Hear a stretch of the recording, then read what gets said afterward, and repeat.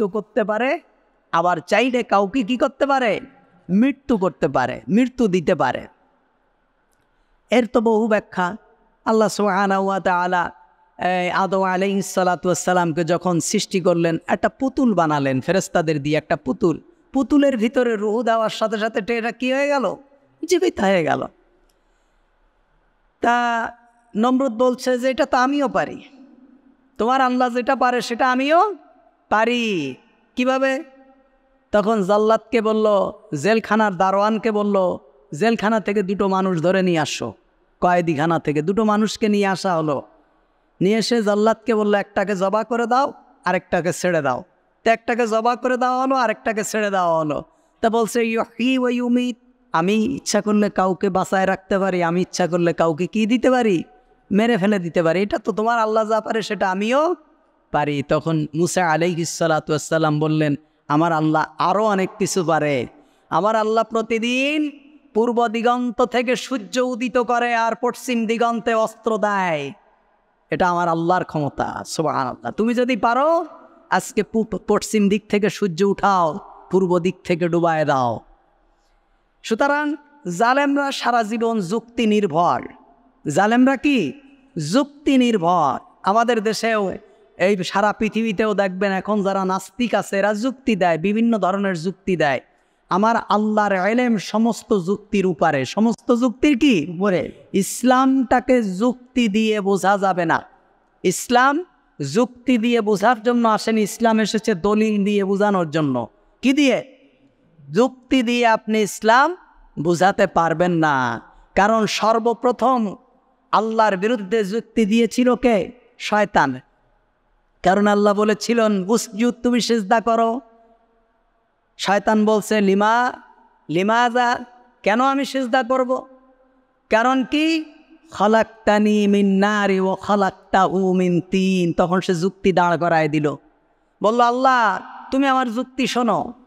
তুমি আমাকে বলছো মাটির সামনে সিজদা দিতে। মাটি, আদমকে বানিয়েছো মাটি দিয়ে, আর আমাকে বানিয়েছো খলাকতানি মিন নার, আগুন দিয়ে।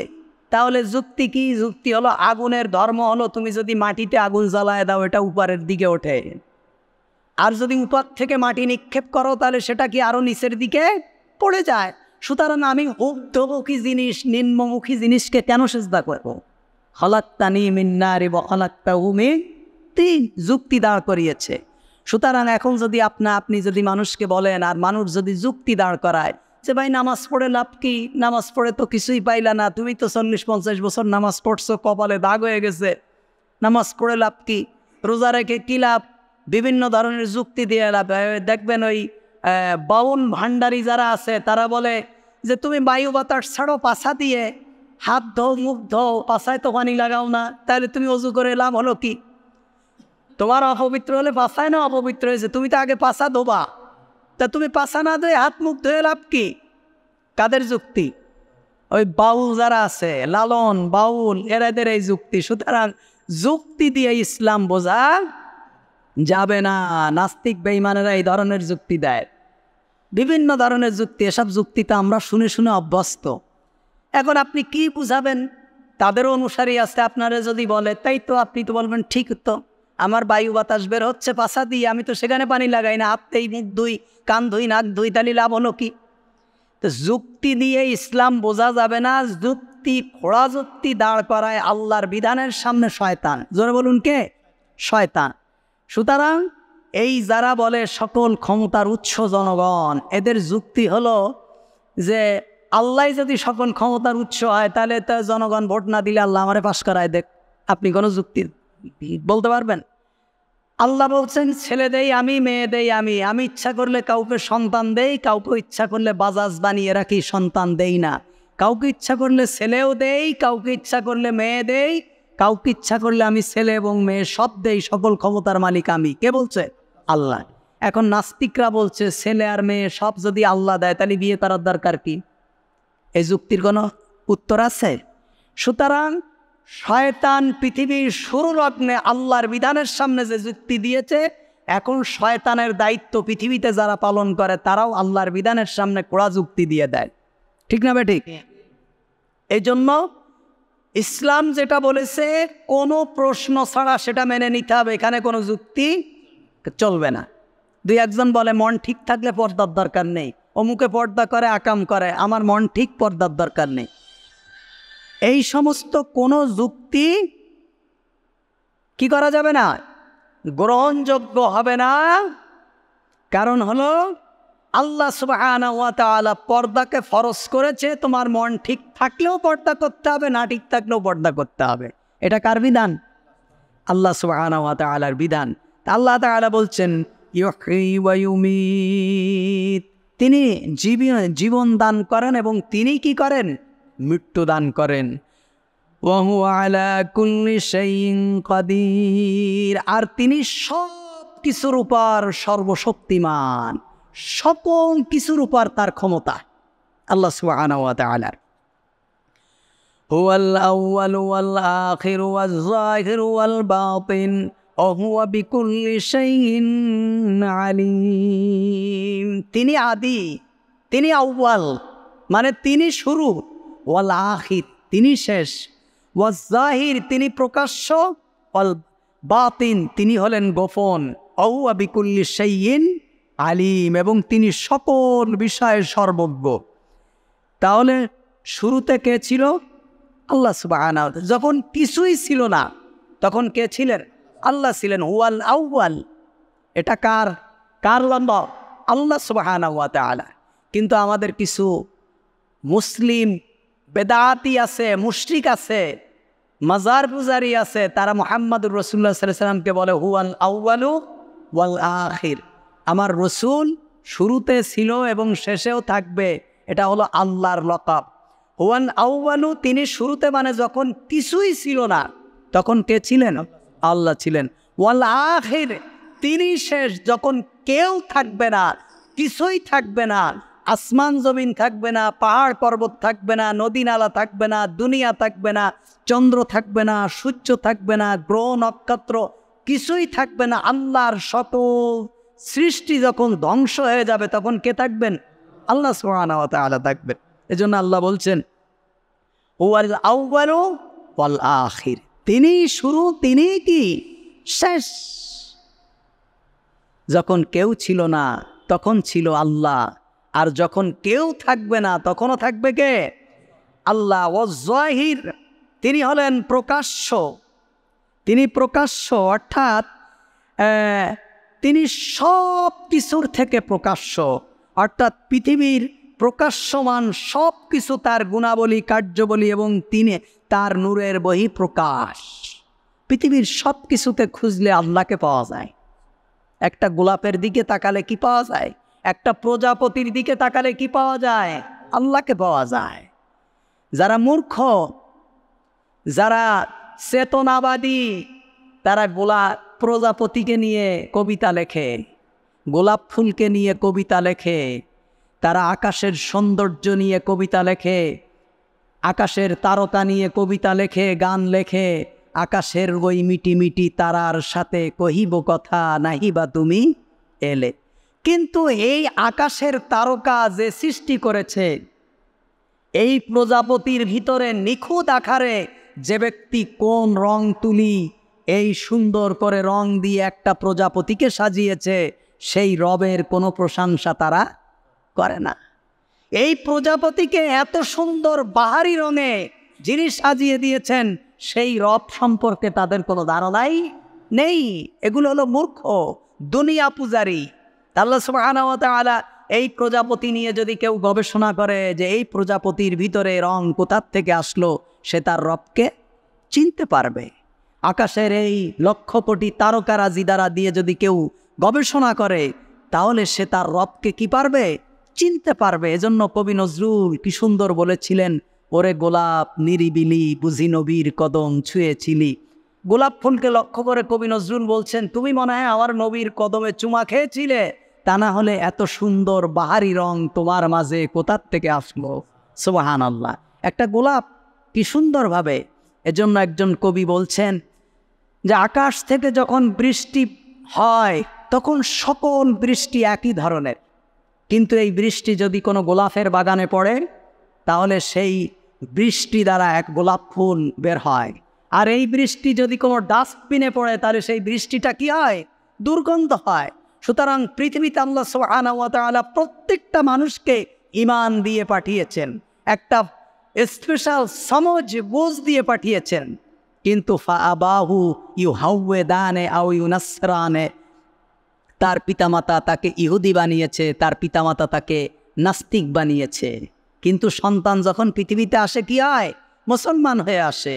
কারো পিতামাতা তাকে মাদ্রাসায় পড়ায়, মক্তবে পড়ায়, কোরআন পড়ায়, ইসলামী আদর্শ শিখায়, নামাজ শিখায়। আর কারো পিতামাতা একেবারে জন্মের পরেই স্যারের কাছে পাঠায় দেয় হারমোনিয়াম শিখতে, গান শিখতে, নাচ শিখতে, ড্যান্স শিখতে পাঠায় দেয়। তার মানে কি? তার পিতামাতা তাকে জাহান্নামী বানিয়েছে, তার পিতামাতা তাকে জান্নাতের রাস্তা ধরিয়ে দিয়েছে। সুবহানাল্লাহ। এজন্য হুয়া যাহির, তিনি প্রকাশ্য ওয়াল বাতিন, এবং তিনি সব থেকে বেশি গোপন, তিনি সব থেকে গোপন আল্লাহ সুবহানাহু ওয়া তাআলা। এগুলো হলো আল্লাহর লাকাব। কেমন গোপন? তিনি এমন গোপন যে কোনো ইন্দ্রিয় দ্বারা তাকে স্পর্শ করা যায় না। আল্লাহ সুবহানাহু ওয়া তাআলা এমন গোপন, এই চোখ দিয়ে তাকে দেখা যায় না, এই হাত দিয়ে তাকে ধরা যায় না, এই চামড়া দিয়ে তাকে অনুভব করা যায় না, এই নাক দিয়ে তার কোনো ঘ্রাণ শোকা যায় না, কোনো ইন্দ্রিয় দ্বারা তাকে অনুভব করা যায় না। তিনি এমন গোপন। সূর্যের আলোটাও গোপন, বাতাসটাও গোপন, ঘ্রাণ এটাও গোপন, গোলাপের ঘ্রাণটা গোপন, সেন্টের ঘ্রাণটা গোপন, বাতেন। কিন্তু নাকে দিলে বোঝা যায় যেটা গোলাপের গন্ধ, এটা পায়খানার গন্ধ না আতরের গন্ধ, নাকে দিলে বোঝা যায়। এটা কি পচা দুর্গন্ধ না সুগন্ধ, নাক দিলে বোঝা যায়। কিন্তু ঘ্রাণটা কি? গোপন। সূর্যের আলো, তাপ, উত্তাপ, আগুনের আলো, এটা গোপন, বাতিন। কিন্তু যদি চামড়ায় লাগে অনুভব করা যায় এটা গরম না ঠান্ডা। ঠিক না বেঠিক? এই ইন্দ্রিয় দ্বারাও যাকে অনুভব করা যায় না তিনি হলেন কে?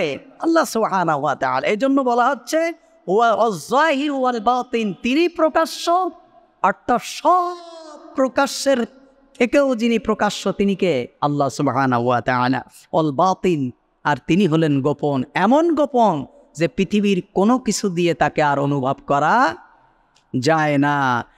ওহুয়া বিকুল্লি শাইইন আলীম, আর সব কিছু সম্পর্কে তার জ্ঞান আছে। আল্লাহ বারবার কোরআনে কথা বলছেন যে তোমরা ছুটে বেড়াচ্ছ, তোমরা মনে করছো তোমরা অনেক কিছু করো, কেউ বোঝে না, আল্লাহ দেখে না। আল্লাহ সব বিষয় সম্পর্কে তিনি জানেন। আল্লাহ তাআলা পরবর্তী আয়াতে বলছেন, হুয়াল্লাযী খালাকাস সামাওয়াতি ওয়াল আরদি ফি সিত্তাতি আইয়ামিন সুম্মা ইসতাওয়া আলাল আরশ, তিনি আকাশ এবং জমিন 6 দিনে সৃষ্টি করেছেন। এর বহু ব্যাখ্যা, এদিকে যাব না। সুম্মা ইসতাওয়া আলাল আরশ, অতঃপর তিনি আরশের উপরে সমাসীন হলেন। কোথায়? আরশের উপর। এখন আল্লাহ কোথায় আছেন? আরশের উপরে আছেন।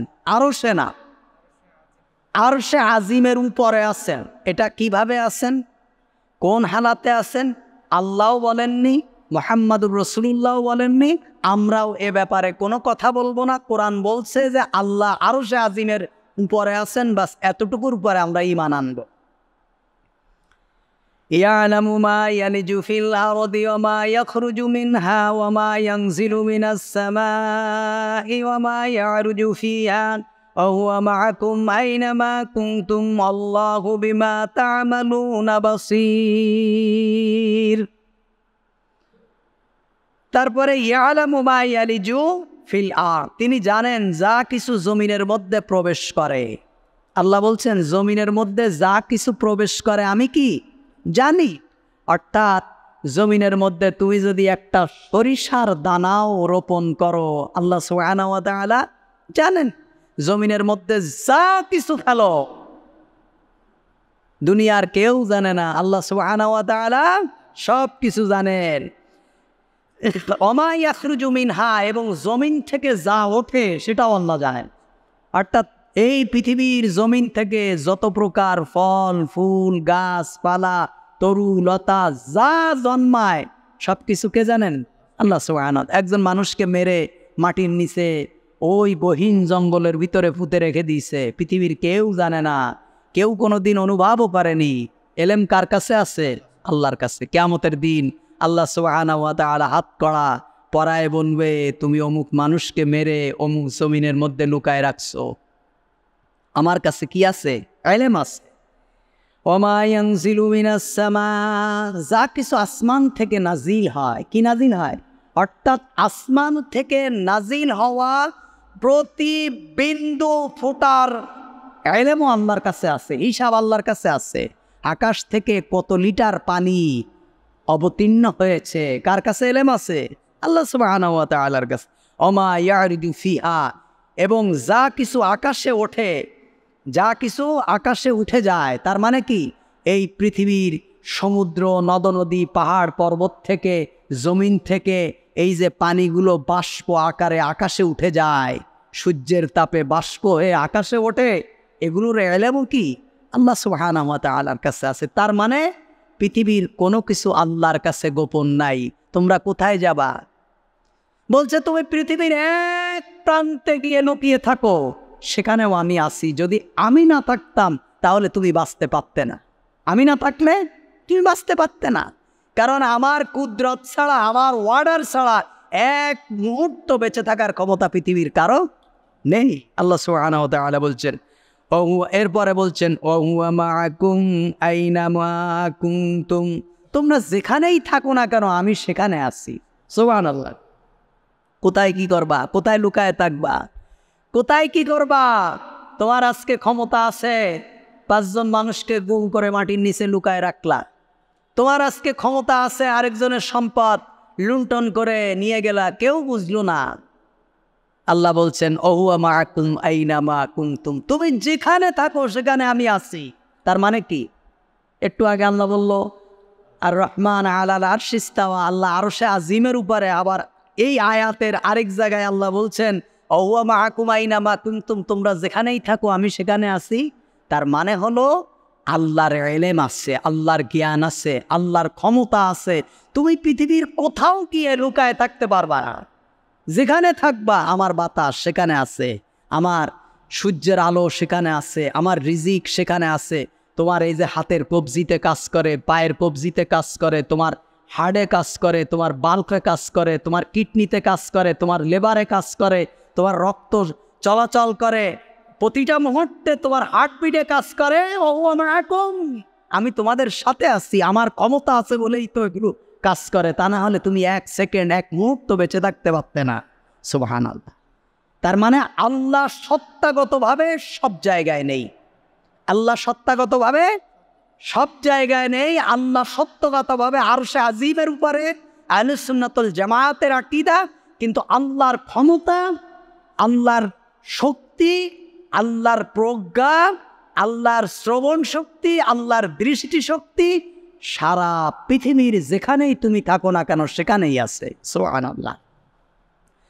আল্লাহু বিমা তা'মালুনা বাসীর, এবং তোমরা যা করছো সে সম্পর্কে আল্লাহ তিনি সর্বদ্রষ্টা, তিনি সবকিছু দেখেন। লাহু মুলকুস সামাওয়াতি ওয়াল আরদি ওয়া ইলাল্লাহি তুরজাউল উমুর, আসমান এবং জমিনের সার্বভৌম মালিকানা একমাত্র তার, এবং ফয়সালার জন্য সব বিষয় আল্লাহর কাছে ফিরে যায়। বলছে সব সার্বভৌমত্বের মালিক আমি আল্লাহ। সুতরাং যা করো না কেন দিন শেষে এদিনের বিচারের ভার আল্লাহর দরবারে চলে যাবে। তুমি যা করো দিন শেষে কার কাছে ফিরে যেতে হবে? আল্লাহর কাছে। খাও দাও যা পারো তাই করো। কোনো পুকুরের ভিতরে যখন জাল ফেলা হয়, জাল বড় আকারে খেফলা জাল যখন ফেলে দেয়, মাছ খেফলা জালের ভিতরে থাকে, ছুটাছুটি করে, কিন্তু জালের রশি কার কাছে থাকে? যে উপার থেকে জালটা ফেলেছে রশিটা তার কাছেই থাকে। কতক্ষণ পরে জাল যখন আস্তে আস্তে আস্তে আস্তে আস্তে টানা শুরু করে, তখন মাছগুলো জালের ভিতরে চলে আসে। এই পৃথিবীতে আল্লাহ সুবহানাহু ওয়া তাআলা গোটা সৃষ্টি জগৎকে ছেড়ে দিয়েছেন জালের রশি কার কাছে? আল্লাহ সুবহানাহু ওয়া তাআলার কাছে। আল্লাহ যখন চাইবেন টান দিবেন, যখন চাইবেন টান দিবেন। আল্লাহ তাআলা বলছেন ইউলিজুল লাইলা ফিন নাহারি ওয়া ইউলিজুন নাহারা ফিল লাইল ওয়া হুয়া আলিমুম বিযাতিস সুদূর। ইউলিজুল লাইলা ফিন নাহার ওয়া ইউলিজুন নাহারা ফিল লাইল, তিনি রাত্রকে দিনের মধ্যে প্রবেশ করান, আবার দিনকে রাতের মধ্যে প্রবেশ করান। এই গত 4 মাস আগে আসরের নামাজ পড়েছি বিকাল 5:15 কয়টায়, আর এখন মাগরিবের নামাজ পড়ছি 5টায়। কি বলেন? তার মানে হলো 4 মাস আগে মাগরিবের নামাজ পড়েছি সন্ধ্যা 7টার পরে, আর এখন মাগরিবের নামাজ পড়ছি সন্ধ্যা 5টার সময়। তার মানে এই 2 ঘন্টাকে আল্লাহ তাআলা দিনের মধ্যে নিয়ে গিয়েছেন, 2 ঘন্টাকে আল্লাহ রাতের মধ্যে নিয়ে গিয়েছেন। ইউলিজুল লাইলা ফিন নাহার ওয়া ইউলিজুন নাহারা ফিল লাইল। আল্লাহ বলছেন কখনো আমি দিনকে টেনে রাতের মধ্যে নিয়ে যাই, কখনো রাতকে আমি দিনের মধ্যে নিয়ে আসি। আমার ক্ষমতা, সুবহানাল্লাহ। করুক না কেউ। আমাদের এই দেশেই তো একবার কাজকর্মর উন্নয়নের জন্য ঘড়ির কাঁটা ঘুরাই দিয়েছিল, মনে আছে আপনাদের? 10টার সময় কয়টা বাজছিল? আবার ঘড়ির কাঁটা ঘুরায় দেওয়া যাবে, কিন্তু সূর্যের চলাচল কি বন্ধ করা যাবে? পৃথিবীর কোনো ক্ষমতা, আল্লাহ সুবহানাহু ওয়া তাআলা নিয়ন্ত্রিত কোনো ক্ষমতাকে কেউ এক মুহূর্তের জন্য এদিক ওদিক করতে পারবে?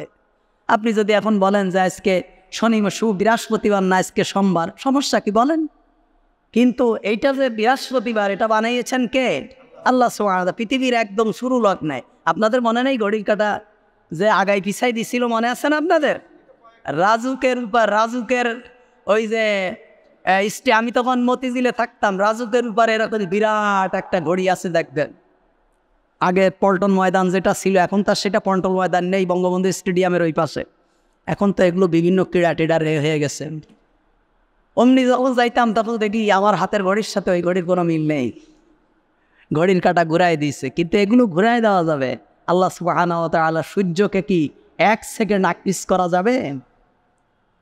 ঘড়ির কাঁটা ঘুরাই দিয়ে কি আপনি বলতে পারবেন যে সেই গত 4 মাস আগে মাগরিবের নামাজ 7:15 পড়েছি, এখনো 7:15 পড়বো? সম্ভব না। আল্লাহ সুবহানাহু ওয়া তাআলা সেই কথাই বলছেন ইউলিজুল লাইলা ফিন নাহারি ওয়া ইউলিজুন নাহারা ফিল লাইল, তিনি রাত্রকে দিনের মধ্যে প্রবেশ করান এবং দিনকে রাতের মধ্যে প্রবেশ করিয়ে দেন। ও আলিমুম বিযাতিস সুদূর, তিনি তোমাদের অন্তর সম্পর্কে সর্বজ্ঞ, জ্ঞান, সব বিষয় সম্পর্কে জানেন। আমিনু বিল্লাহি ওয়া রাসূলিহি ওয়া আনফিকু মিম্মা জাআলাকুম মুস্তাখলাফিনা ফিহি। আল্লাহ তাআলা বলছেন তোমরা ঈমান আনো আল্লাহর প্রতি এবং তার রাসূলের প্রতি এবং ব্যয় করো তা থেকে যাতে তিনি তোমাদের উত্তরাধিকার দিয়েছেন। আল্লাহ সুবহানাহু ওয়া তাআলা বলছেন যে তোমরা ব্যয় করো আল্লাহ এবং তার রাসূলের প্রতি, ঈমান আনো এবং ব্যয় করো তা থেকে যাতে তিনি তোমাদেরকে কি দিয়েছেন? উত্তরাধিকারী দিয়েছেন। অর্থাৎ মুহাম্মদুর রাসূলুল্লাহ সাল্লাল্লাহু আলাইহি ওয়াসাল্লাম মদিনায় যখন আসলেন, তখন সাহাবীদের কাফিরদের নির্যাতনে সর্বহারা বিভিন্ন সাহাবীরা হিজরত করেছেন, তাদের ধন সম্পদ কেড়ে নিয়েছেন, তাদের ঘর বাড়ি কেড়ে নিয়েছেন, তাদের অভিভাবক কেড়ে নিয়েছেন। এমনটি অবস্থায় তাদের থাকার জন্য, তাদের খাওয়ার জন্য, তাদের পিছনে ব্যয় করার কথা আল্লাহ তাআলা বলেছেন। তা বলছেন তুমি সেই সম্পদ থেকে ব্যয় করো যেই সম্পদের উত্তরাধিকার আল্লাহ তোমাকে বানিয়েছেন। তার মানে কি? এই সম্পদের মালিক আমরা না, আমাদের উত্তরাধিকার দিয়েছেন। বাপের সম্পদ যেমন ছেলে উত্তরাধিকার সূত্রে পায়, আল্লাহর সম্পদ আমরা উত্তরাধিকার সূত্রে পেয়েছি। এই সম্পদ আজকে আমার আছে, কালকে আমার থাকবে না। কারো কাছে চিরদিন সম্পদ স্থায়ী হয় না। আজকে ধনী মানুষ, আমি মরে গেছি, আমার সন্তানেরা দেখা যাবে এই সম্পদ বেচতে বেচতে বেচতে বেচতে যারা আমার খেতে বদিল্লা দিত, যারা আমার খেতে জোন দিত, যারা আমার খেতে চাকর ছিল আমার দোকানে, আমার ভবিষ্যৎ প্রজন্ম তাদের খেতে গিয়ে চাকরামি করছে। আছে না নাই? আল্লাহ তাআলা বলছেন যে এটা আমি তোমাদেরকে উত্তরাধিকার দিয়েছি, এটা হাত বদল হবেই। কিয়ামত পর্যন্ত তোমার বংশ পরম্পরা, তোমার সম্পদ তোমার থাকবে না। আজকে তুমি রাজা, কালকে তুমি ফকির হয়েই যেতে পারো। এটা আল্লাহ সুবহানাহু ওয়া তাআলা করবেন। কারণ রসুল করিম সাল্লাল্লাহু আলাইহি ওয়াসাল্লাম এর ঘরে একদিন একটা বকরি জবাই হলো, তিরমিজি শরীফের হাদিস। তিনি বকরির 4/3 ভাগ আল্লাহর রাস্তায় দান করে দিলেন, আর একটা ঠ্যাং নিজের ঘরে রেখে দিলেন। আল্লাহ রসুল সাল্লাল্লাহু আলাইহি ওয়াসাল্লাম এসে বললেন, আয়েশা, এই যে বকরি জবা হলো, এই বকরির কোনো অংশ কি আমার ঘরে আছে? আয়েশা রাদিয়াল্লাহু তাআলা আনহা বললেন, ইয়া রাসূলুল্লাহ সাল্লাল্লাহু আলাইহি ওয়াসাল্লাম, একটা পা ছাড়া, ঠ্যাং ছাড়া আর সব কিছু, একটা ঠ্যাং বাকি আছে আর সব দিয়ে দিয়েছি। একটা ঠ্যাং বাকি আছে। আল্লাহ রসুল বললেন, না, ওই 3টা ঠ্যাংই বাকি আছে, একটা ঠ্যাং বাকি নেই। অর্থাৎ যেই 3টা আল্লাহর রাস্তায় দিয়েছে ওটাই বাকি আছে, আর যেটা তোমার কাছে আছে এটা তো এ ফেলবে, এটা বাকি নেই। এজন্য আল্লাহ রসুল বলছেন, যেটা আল্লাহর রাস্তায় দিয়ে দাও সেটাই বাকি থাকে। সেটা কি থাকে? সেটাই বাকি থাকে, যা দেবা বাকি থাকে। 2-1 কৃপণ সাড়াল মার্কা মুসলমান আছে, সাড়াল, নামাজ কালাম খুব পড়ে, কিন্তু 1টা টাকা জীবনে ফকিররেও দেয় না, কাউকে এক কাপ চাও খাওয়ায় না, মেহমানের কথা শুনলে আস্তাগফিরুল্লাহ পড়ে, আবার নামাজ পড়তে পড়তে কপাল কালো হয়ে গেছে। এরম মানুষ সমাজে আছে না নাই? এদের ইবাদত কবুল হবে না। ওরা, নামাজ হলো সামাজিকতা। এক মহিলা, হাদিসে আসছে, এক মহিলা আল্লাহ রসুলের কাছে এসে বলছেন, ইয়া রাসূলুল্লাহ সাল্লাল্লাহু আলাইহি ওয়াসাল্লাম, অমুক মহিলা খুব পরেজগার, খুব পরেজগার, রাতে তাহাজ্জুদ নামাজ পড়ে ভেউ ভেউ করে কাঁদে, সারাদিন নামাজ পড়ে, কিন্তু মানুষের সাথে ঝগড়া বিবাদ করে, গালিগালাজ করে, মানুষের সাথে ভালো ব্যবহার করে না। আল্লাহ রসুল বললেন, সে জাহান্নামী। সে কি? জাহান্নামী। আর বললেন, ইয়া রাসূলুল্লাহ সাল্লাল্লাহু আলাইহি ওয়াসাল্লাম, অমুক জায়গায় এক মহিলা আছে, সে মহিলা নামাজ কালাম তেমন পড়ে না, কোনো রকম হয়তো ফরজ টরজ পড়ে, তাহাজ্জুদ কিংবা নফল টফল এমন পড়ে না, বেশি সুবি সাধকও না, কিন্তু সে মানুষের সাথে খুব ভালো ব্যবহার করে, কাউকে গালিগালাজ করে না, প্রতিবেশীর সাথে দুর্ব্যবহার করে না। আল্লাহ রসুল বলছেন, সে ব্যক্তি জান্নাতি। সুবহানাল্লাহ, কি মারাত্মক কথা দেখছেন? সুতরাং আপনি যদি মনে করেন আমি শুধু সেজদা দিয়েই জান্নাতে যাব, সম্ভব না, সম্ভব না। ইসলাম কমপ্লিট কোড অফ লাইফ, একেবারে সব বিষয়ে পরিপূর্ণ ইসলাম কোনো জায়গায় কোনো খালি নেই। সুবহানাল্লাহ।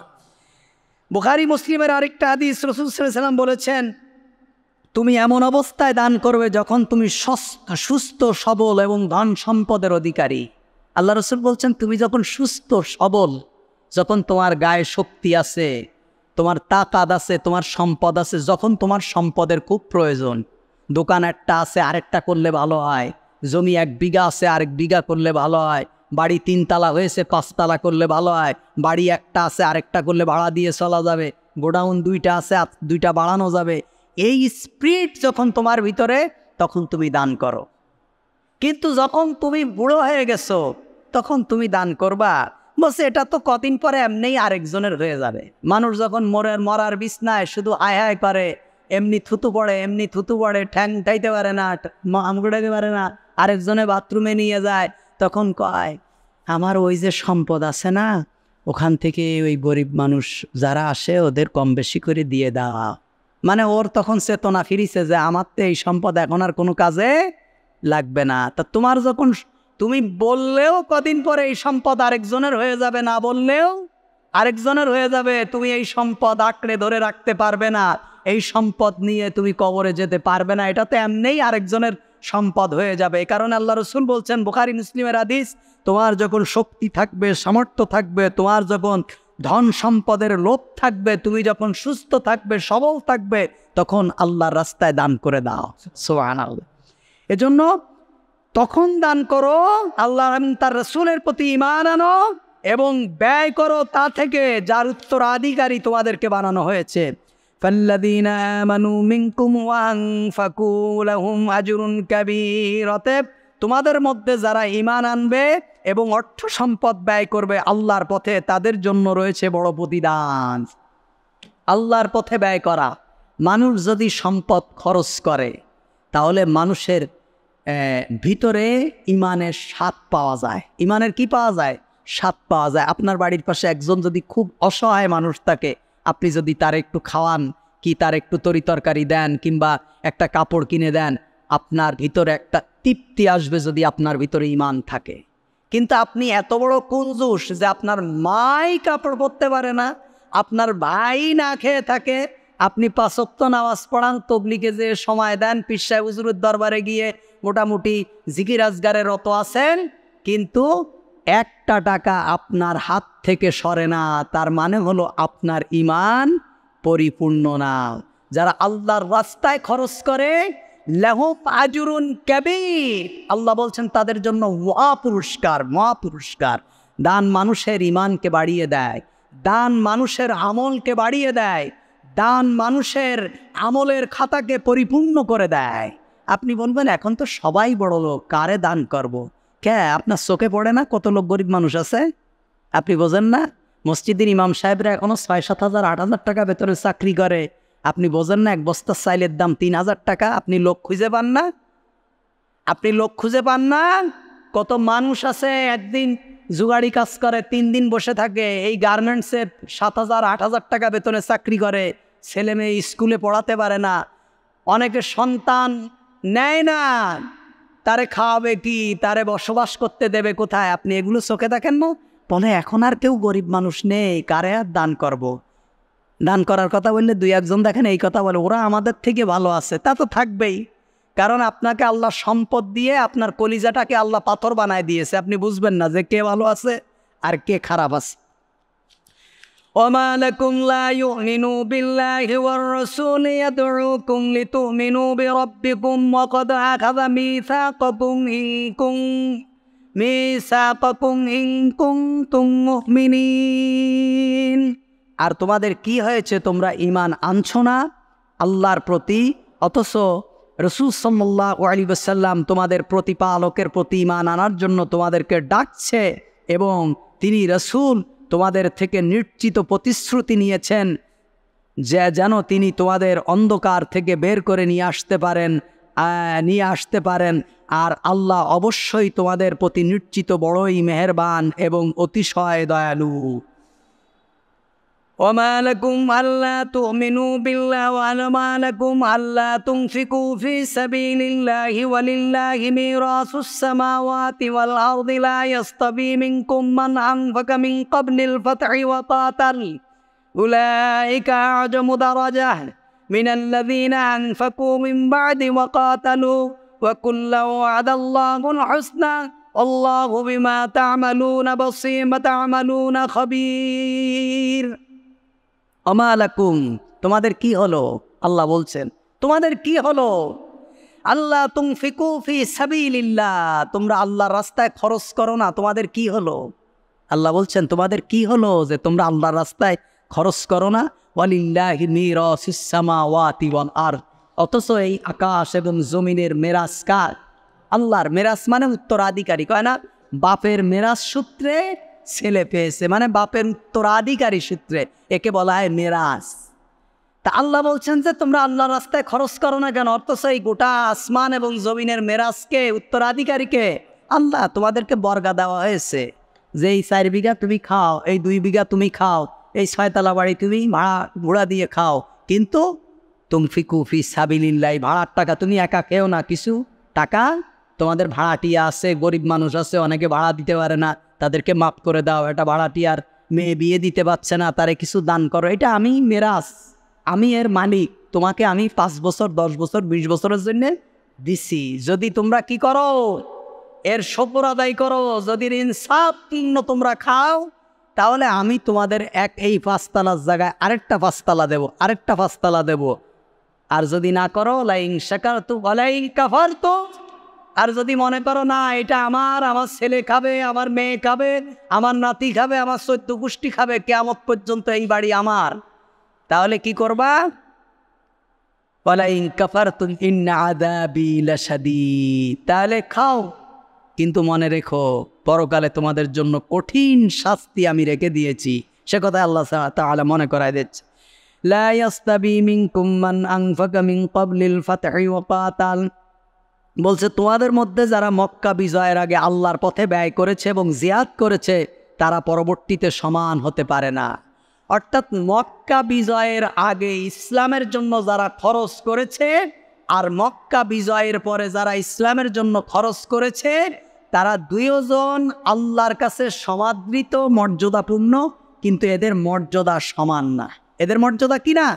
সমান না। মক্কা বিজয়ের আগে যখন ইসলামের দুর্দিন, যখন মুসলমানদের দুরবস্থা, যখন অস্ত্র কেনার টাকা নেই, ঘোড়া কেনার টাকা নেই, যুদ্ধের ময়দানে সাহাবীরা কি খাবে রসদ নেই, যুদ্ধের ময়দানে টাকা নেই, সেই সময়ে যদি কোনো ব্যক্তি তার পকেট থেকে টাকা ব্যয় করে ইসলামে যুদ্ধ করার জন্য, মুসলমানদের সহযোগিতা করার জন্য, ইসলামী রাষ্ট্রের ভিতকে মজবুত করার জন্য যদি কেউ টাকা দেয়, আর মক্কা বিজয়ের পর যখন চারিদিকে শুধু ইসলামের বিজয়ের প্রতিদিন ইসলামের বিজয়ের সুসংবাদ আসছে, তখন যদি কেউ খরচ করে, উভয়ের খরচ কি হবে না?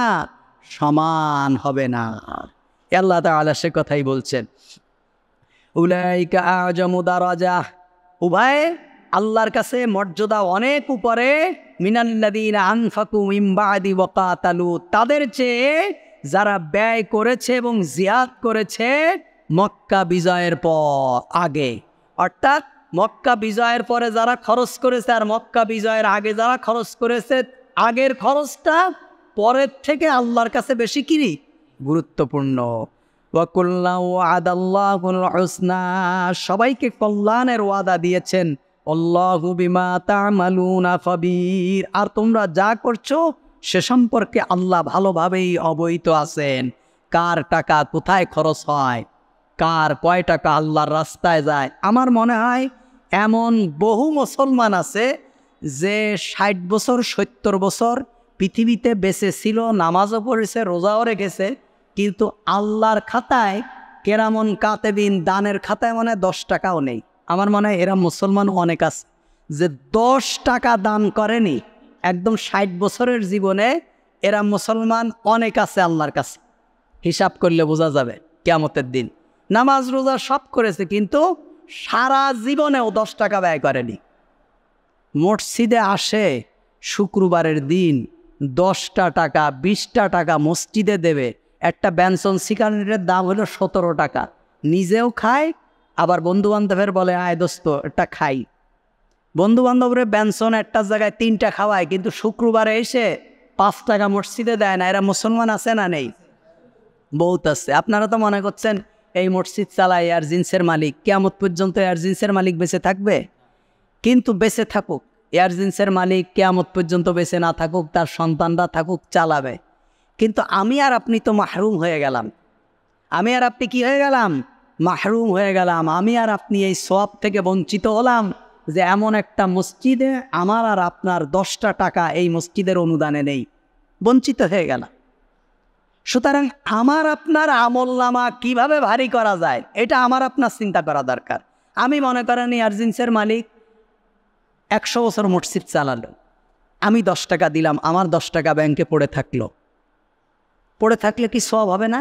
আল্লাহ সুবহানাহু ওয়া তাআলা কি এর মর্যাদা আমাকে দেবেন না? অবশ্যই দেবেন। সুতরাং আমাদের আমলনামা কিভাবে আমরা ভারী করব, আমরা এই চিন্তা করব। দুনিয়া তো ভাই চলবেই, আমি আপনি থেকেই যাব, মরেও যাব, এটাই স্বাভাবিক। কিন্তু আমার আপনার সম্পদ চিরদিন থাকবে না। আল্লাহ তাআলা আমাদেরকে বোঝার তৌফিক দান করুক। বাকি